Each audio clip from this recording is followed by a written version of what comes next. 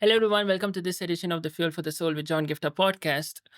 All through this week, we are looking at various lessons we can take away from the life of Elijah from First Kings chapter 19, where he's dealing with a deep sense of depression, so that we can take away some practical lessons so that we can have the right mental health that God has intended for us. And I want you to stay tuned because I'm going to release a special episode with Renee Jacob on this aspect in a deeper fashion because that's going to help you live the kind of life that God has intended for each one of us. So, one of the things I wanted to understand when you think about Elijah, when he's in this deep depression and he's in a cave right now, there's a moment where he's in a cave and he hears God.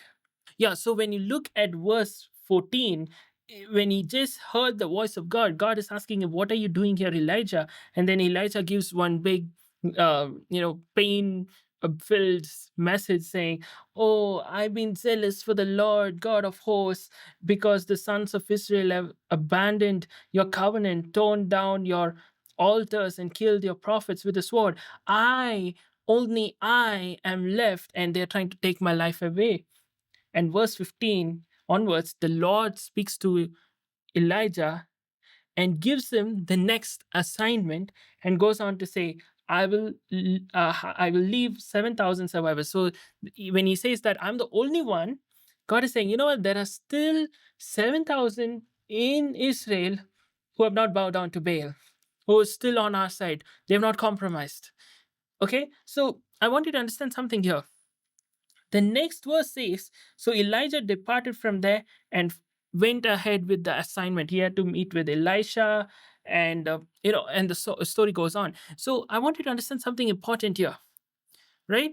The key to come out of the depression, to come out of the cave that you're in, to come out of the darkness that you're in, to come out is a moment where you may be in pain, you have been, in a very desperate state. And the key at this point is for you to hear the voice of God. And as God gives you the next instruction, you start operating in it, you start moving ahead in it. And when you start doing what God has intended for you to do, when you start moving towards what God wants you to do, there is no more space for you to sit in the darkness that you were in.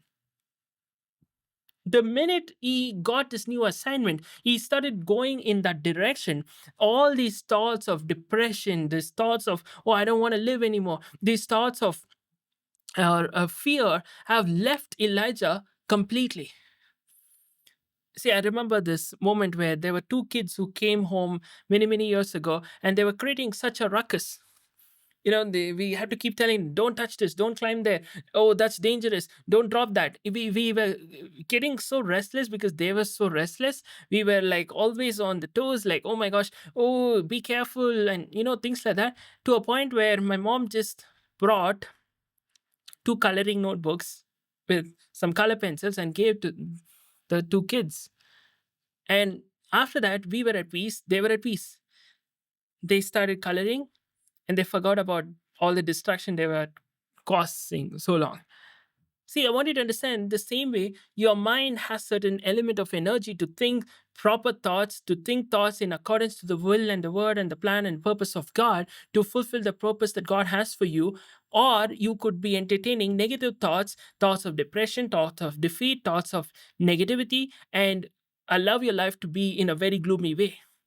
My question is, like Elijah, can you get to that place where maybe you are depressed? Maybe God had to speak to you and comfort you and give you that word to say, like when Elijah was feeling like, oh, I'm the only one. God had to tell him, you're not the only one, Elijah. There are 7,000 other people who are on our side. You're not the only one suffering in this. You're not the only one going through this. You're not the only one who went through this kind of a negative experience. You are not the only one.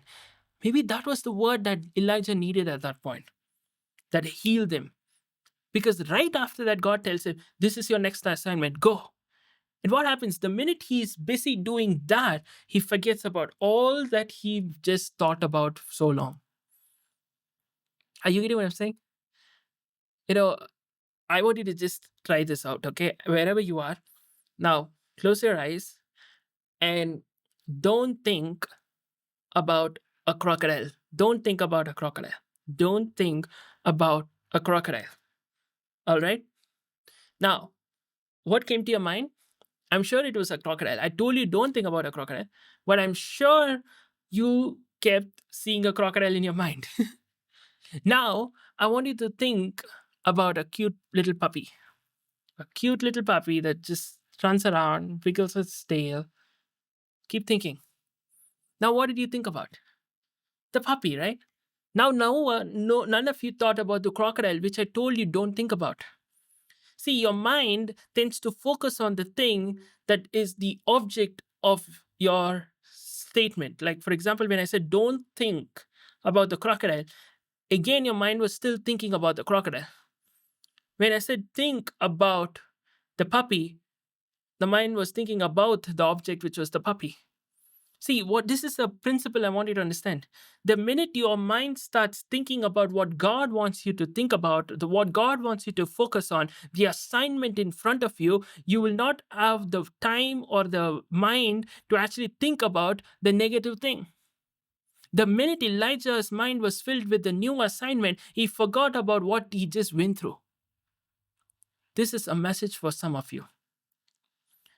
Maybe the reason why you are still not able to let go of the replaying in your mind about the negative things that are making you feel so gloomy is because you're constantly thinking about what you're not supposed to think about, even though you know you're not supposed to think about it, because it's still the object. Like the way I told you, don't think about the crocodile. You keep on thinking about the crocodile because you keep in your mind like, oh, I should not think about this, I should not think about it. By that process, you end up thinking about it.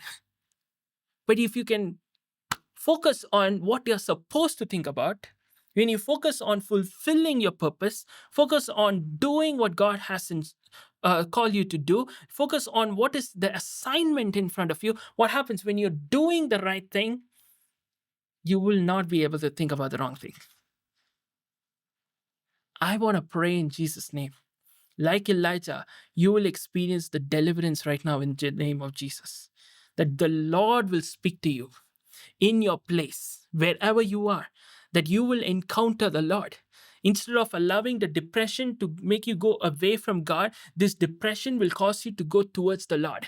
Instead of allowing this darkness and this gloominess to take control of your life, I pray that you will be drawn closer to God to a point where you can hear the voice of God, where you will be able to discern His voice, and the Lord will speak to you, minister to you, heal you, comfort you, because He said in His word, He sent His Rama word and He healed. He will send His word and He will heal the spoken word. And what happens once He's healing you and restoring you? What happens? He's going to give you the next assignment for you to go focus on. And when you are so focused on your next assignment, when you are pressing forward like the Apostle Paul to what is ahead of you, not looking at what was behind you, what happens? You will be able to move forward into the next level of the destiny that God has in store for you. I really challenge you to leave a comment and share this with someone, and I will see you back very soon. God bless you.